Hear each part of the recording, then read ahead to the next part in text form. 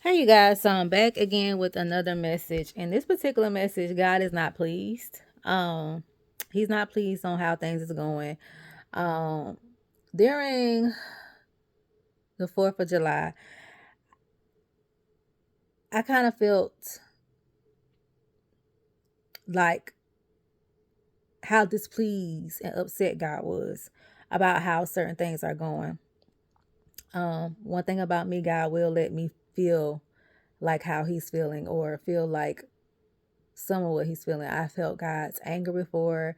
I felt God's displeasing before. Like I really felt how like he was displeasing, and how in the spirit it was like nothing was happy about the Fourth of July because of what was going on in today's society, in today's world. And then you got to understand a lot of these different holidays are pagan holidays anyway, and a lot of these different holidays, you really got to understand and know the meaning behind these different holidays. And well, and then God is really not pleased. And then when I read the scripture um reading and then my devotion this morning, I'm like, okay, God.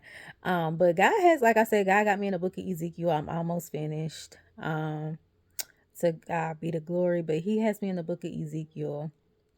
And I read Ezekiel chapter 46, and um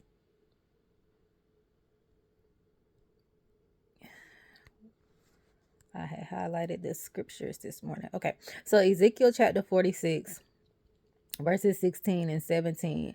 It talks about land, right? And properties and stuff and inheritance and gifts and things of that nature. And a lot of people like land and inheritance and gifts and stuff are being snatched away from people, or the enemy is trying to snatch it away from people um out of greed, out of you know, hatred. And so, like I said, God is not pleased, right? It's kind of like the enemy is trying to put God's children back in bondage again, and he is not pleased. So this dropped in my spirit because I was reading this scripture, and I know I had told you guys a while ago about to be careful about different scams and stuff that was going on. People were scamming people out their land and stuff like that. And lo and behold, Ezekiel 46 is talking a little bit about that, but or relates to it. So Ezekiel 46 verse 16, and I'm gonna read down to the 18th verse. It says, "This what the sovereign Lord says: If the prince give a gift of land to one of his sons as an inheritance, it will belong to him and his descendants forever. But if a prince give a gift of land from his inheritance to one of his servants, the servants may keep it only until the year of Jubilee, which come every 15th year. At that time, the land will be returned to the prince. But when the prince give gifts to his sons, those gifts will be permanent, and the prince may never take anyone's property by force. If he gives property to his son, it must be from his own land, for I do not want any of my people unjustly evicted from their property." Y'all, God does not take that lightly.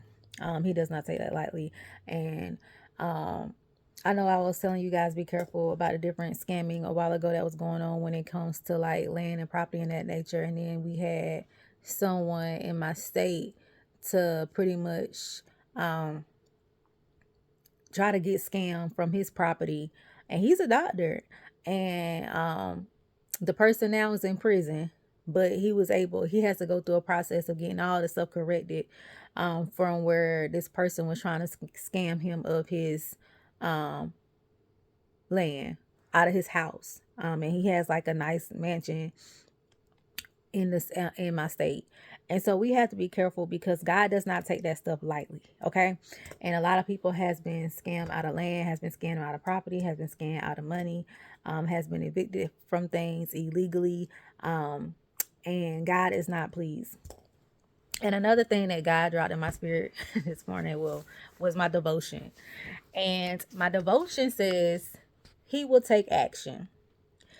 The scripture says, I have surely seen the oppression of my people. So I have came down to deliver them out of the hand of the Egyptians. This is Exodus chapter 3, verses 7 through 8, New King James Version, New Yeah, New King James Version.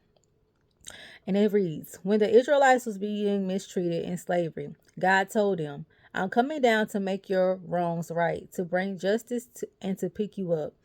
Did you notice what causes God to get off the throne? What causes the creator of the universe to stop what he is doing and take action?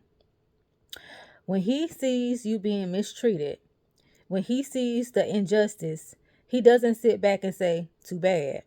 He says, that's my son. That's my daughter. That's my prized possession. They've been dropped, and now I have to get down there to do something about it. When God goes to work, all the forces of darkness cannot stop him. He'll make your wrongs right. He'll pay you back for the trouble, and he'll get you to where you're supposed to be. So that was God's confirmation to me this morning, because I read the scripture last night, Ezekiel chapter 46. Then I read my devotion this morning, which let me know that God is not taking it lightly. He's not pleased and he's not taking it lightly. All right. And God is about to take action. So he is not pleased, y'all. He is about to take action. God is about to give a lot of children double for his trouble. Double for your trouble. God is about to give a lot of his children double for your trouble. And I really been feeling like something in the spirit is supernaturally going to happen, which is going to bring about justice and vindication and recompense. Whenever God gives me more detail on it, I will release it. But I have been feeling in the spirit like something is going to take place. But just know that he is not pleased. Just know that God is not taking it lightly. That God will vindicate you here on this earth. Like you will live. You will live to see God vindicate you. Okay. And so be mindful that God is not pleased, y'all, in this season, in this hour. And I felt that all day long, July 4th, that I felt his displeasure. Like I just felt his displeasure. Like he was not pleased at all. And by me being able to feel his spirit, it wasn't really nothing happy about 4th of July to me. Just thankful and grateful to be here to see another day, but just to feel God's presence and to feel how he is displeased. Yeah. So I love you guys. I pray that you all have an amazing day. Take this word back to God and confirm if this word is for you. This word might not be for everybody, but just know that God is displeased. Okay.